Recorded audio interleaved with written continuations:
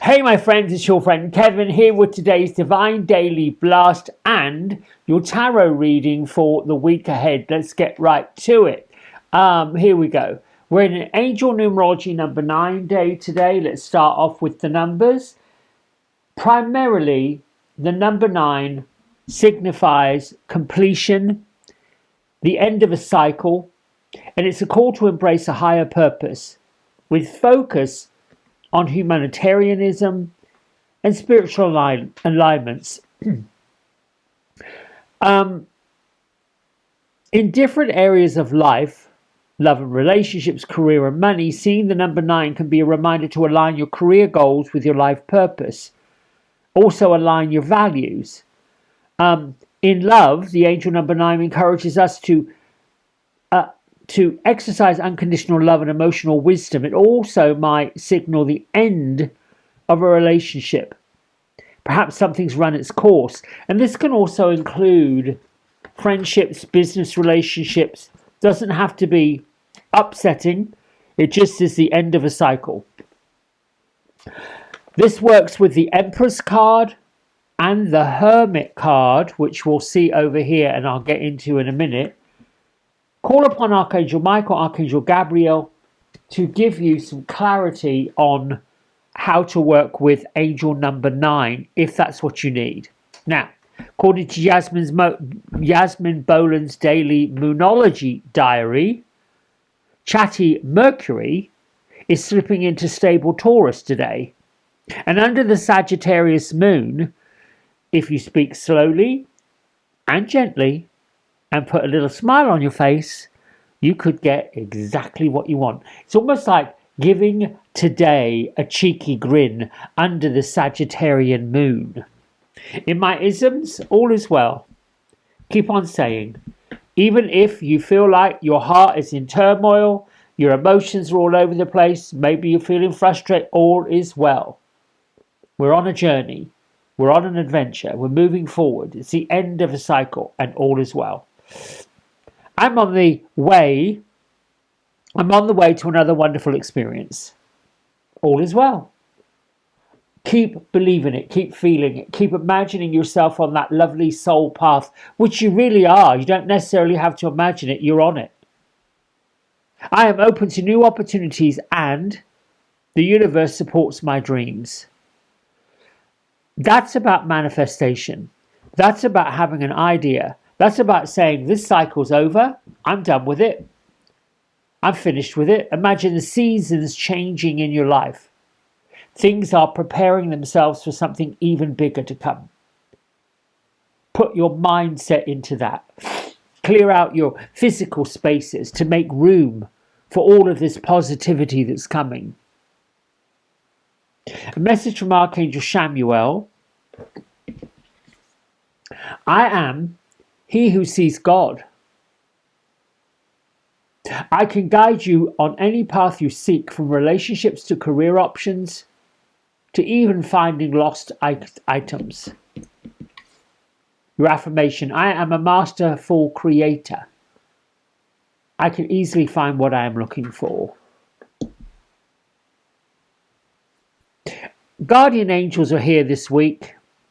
These are our angel activators, and the activation messages: I welcome in all levels of support from heaven and earth. Your guardian angels have been with you since your soul was created, lifetime after lifetime after lifetime. Many believe they've got one. Some believe they've even got two.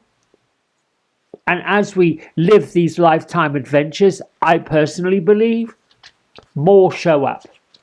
Probably called spirit guides, but they're definitely from the non-physical.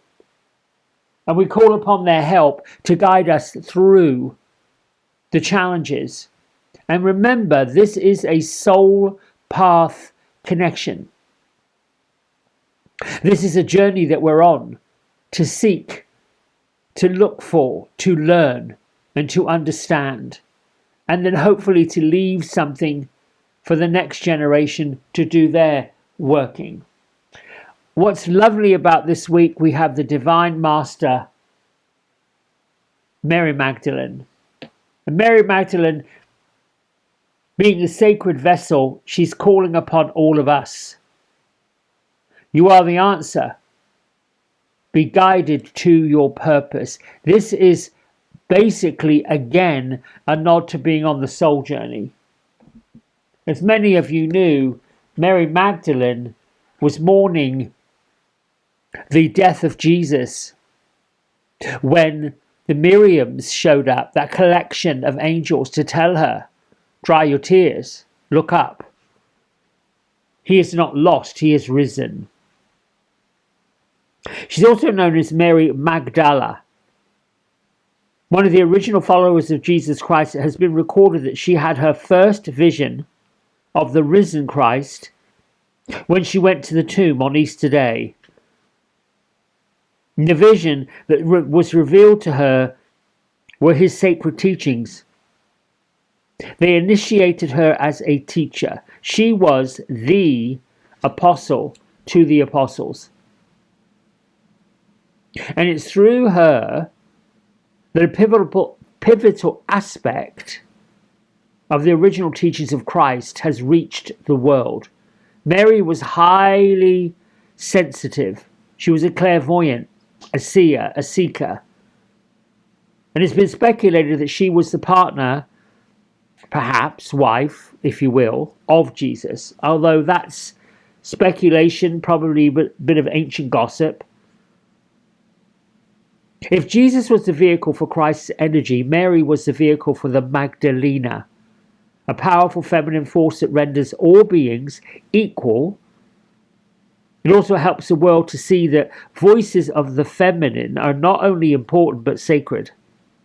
They are the force that can save the world from ruin. Now you're getting a picture as to why Mary Magdalene is with us this week as the Master. So her personal message for all of us is that we are the answer we seek. We hold the treasure, the magic, the mystery. And right now we're being encouraged to recognize that we are a valuable part of the universe's plan. And if you've got a strong desire to share what you've learned up to now, it's time to put that universal plan into action. This can be a very scary and sometimes overwhelming, because putting yourself out there can leave you open to scrutiny, like it did with her. Many people called her all kinds of names when she was upon the earth. They didn't like her. And it's very true in our modern society, in our modern humanity, that people who have the ability to speak out, to dance the dance of light and love, and be powerful in that way. You know, Mother Mary was with us last week. It's no accident that the guardian angels, Mary Magdalene, are teaching all of us to be open to new opportunities, particularly as those who have wielded power and control over other people are being seen to crumble and come apart. Louise Hay today says, I choose prosperity thinking. I am reminded that I serve to prosper. I don't know if that makes sense. I choose prosperity thinking. I remind myself that I deserve to prosper. If that makes more sense. Sorry. I love this image of the two bear cubs just playing like they are on a mission. Now, the Hermit, second day in a row, big tarot card that says we need to go inner perspective. Find your soul nature. Dig into what it is you are all about. Getting to know yourself. I said yesterday in the video, the Hermit has qualities of the High Priestess as well as the Hierophant. High Priestess being intuitive, the Hierophant being outward to the world, the wise counselor, the wise man, the person you go to when you're really not sure what your way is. Well, this is blending those two together, but taking it inward, and then taking your quest upwards. Basically calling upon God, the angels, your spirit guides, all of those come around. Lately, I've been seeing 555 a lot. This morning I saw 444, and I've also seen 333. So these triple numbers are just a reminder that we are not alone. I'm not alone. You're not alone. There's a reason why you're listening to this. Let's see what the fairies have to say.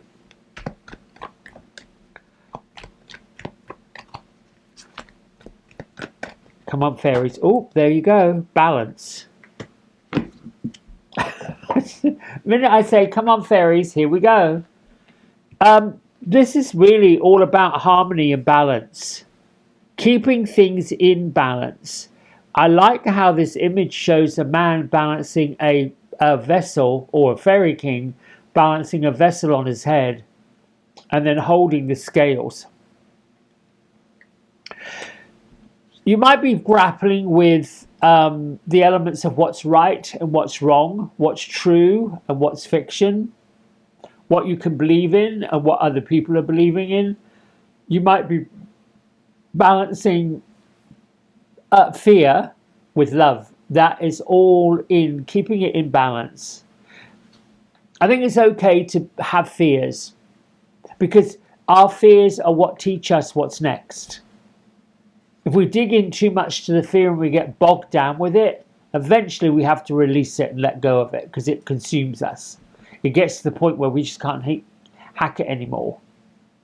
All right, my friends, I'll be right back with the tarot reading for the week, so stay tuned. All right, I'm back again with the tarot spread. I've just laid the cards out that I pulled earlier. But before we get going on that part two, one word that can describe this week coming up astrologically, planetarily, would be a little bit on the gnarly side. It starts with Mars having a bit of a clash with Jupiter, followed by Mercury having a bit of a clash with Pluto. They're pretty, Mars being the planet of war, Jupiter being the planet of dreams and expansions and living life. Imagine those two going at it. And then you've got Mercury, chit-chatty communication, almost the party animal of the planets, going at it with Pluto, which is a big destroyer.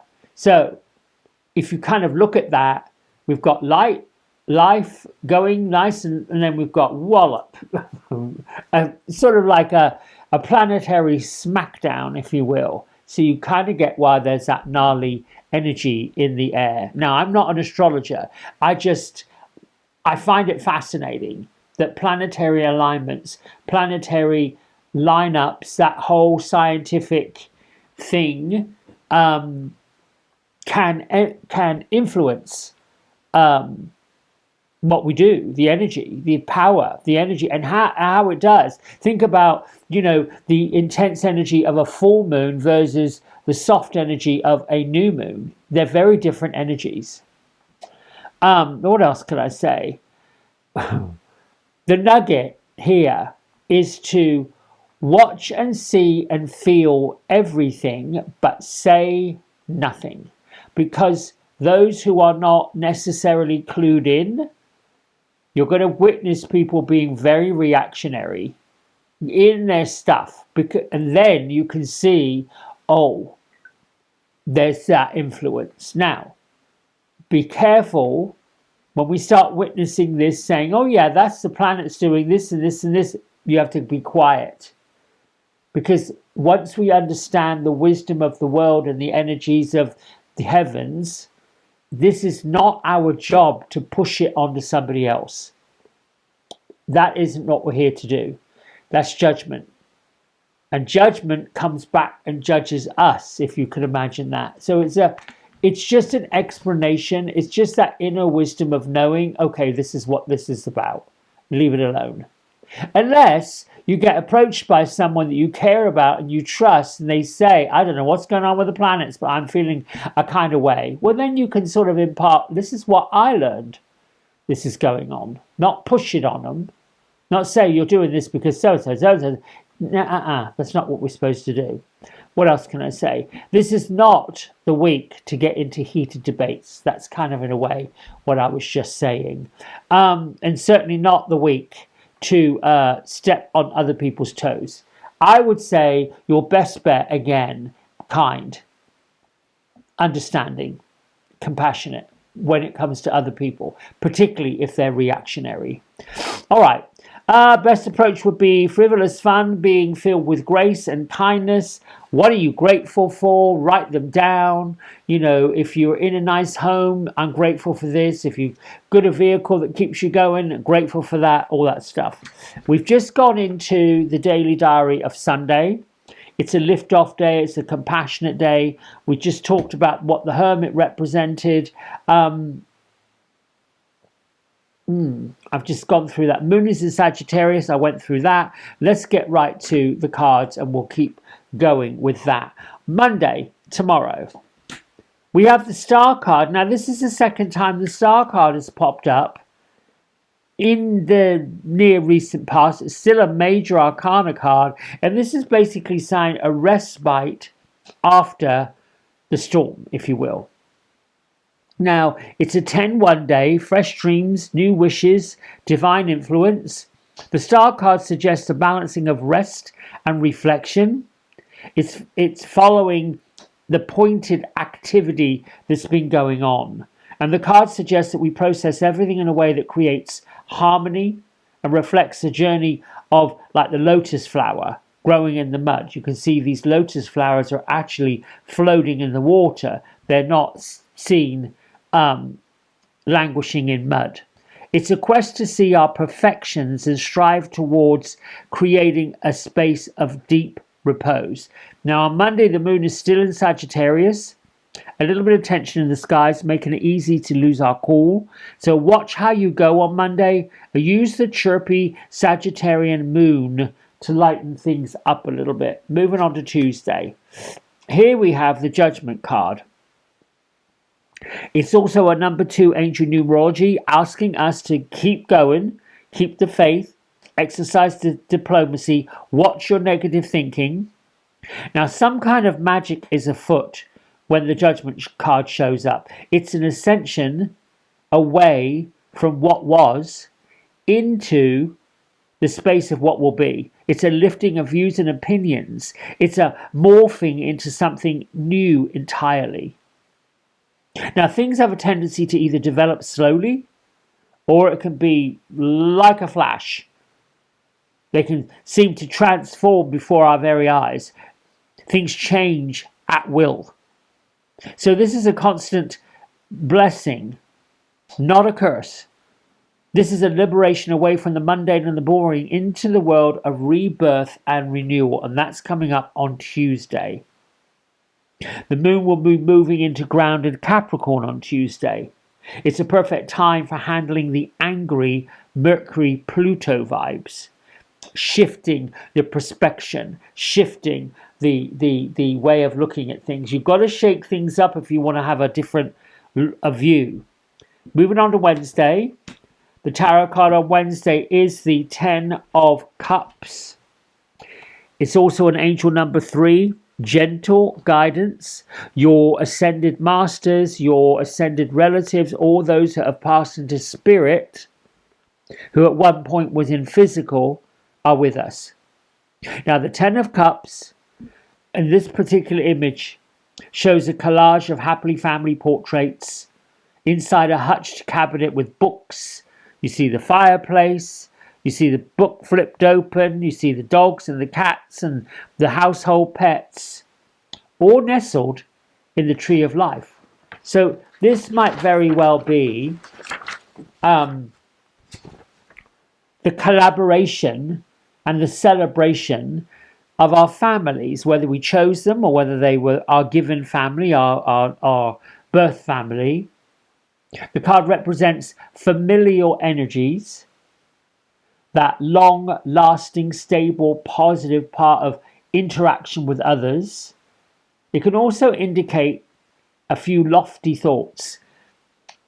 The only word of caution with the 10 of Cups is Make sure you don't have too many lofty aspirations and too many unrealistic expectations, particularly of other people. Moving on to Thursday.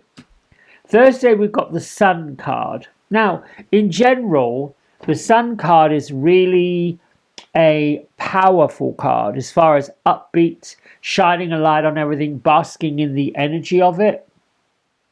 It's also a number 22, which reduces to a 4, a master builder with hopes, dreams, and wishes, helped by the love and the light of divine consciousness. Now, the Sun is about energy, light versus dark, power and control. It could be seen as a seat of consciousness and what drives our personality, what makes us go, what makes us tick, what we're into. The time may have come when we're realizing our own personal power and the power of others that have over us. The key here is personality integration, your soul's integration. This will bring you a sense of wholeness, completeness, looking at your goals, looking at your values, looking at what's important to you. That is what the Sun sort of stirs up, makes everything grow, makes everything expand. Moving on to Friday, the King of Wands. Now, it's a number 5 angel numerology day, so changes with adventures. And the moon has moved into the detached sign of Aquarius. It's going to be a much easier to release and let go on Friday, particularly any unpleasantness during the full moon cycle of last week. There's no point in hanging around. There's no point in holding on. There's no point in belaboring a point. The King of Wands is in the house. The power to change the status quo of the material world. No matter what the consequences, he represents a visionary leader embodying charisma, passion, and comes with bold action. The King of Wands is the master of that fiery energy. He's signifying stepping into your own personal power and trusting in your own competence, your successes, your confidence.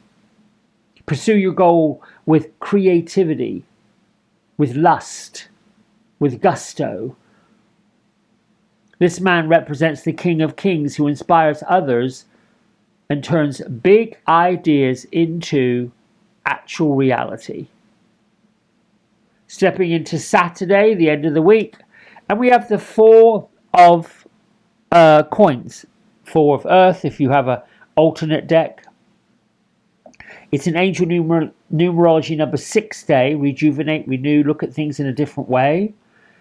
And it's the last quarter moon in Aquarius. So it's a halfway point between the full moon and the new moon cycles. It's time to make peace and accept what is and what is not. No need to make any qualms or quarrels about it. Just be an acceptance of reality. Be grateful for how things are. And wish for more good things to continue. Now, our 4 of coins sees our squirrel pulling the coins into its net. Now, this could also be seen as greed, but I would say no. In this particular instance, next Saturday is about taking stock of your resources. Watch the feelings you have about poverty consciousness, hoarding, anything that's looming over your heart when it comes to money and finance and success. Look at what you value. Look at where the value is. Maybe your value is shifting more away from I've got to have more money or there's never going to be enough money, but looking at how can I budget better. That's the kind of energy that's coming up on Saturday. I hope that's been insightful for you. I like to present things in a way that makes sense to me, that don't get kind of boring and like, okay, well, here we go again, or one of those videos that he's just going on and on and on and on and on. I don't want to do that. I like to look at things in a way that's almost like a every facet of a diamond or a stone. It shines and you see a different viewpoint. So listen, I'll be back tomorrow morning with a Divine Daily Blast. Let me know in the comments how you receive this reading, and we'll see you tomorrow. Lots of love. Bye for now.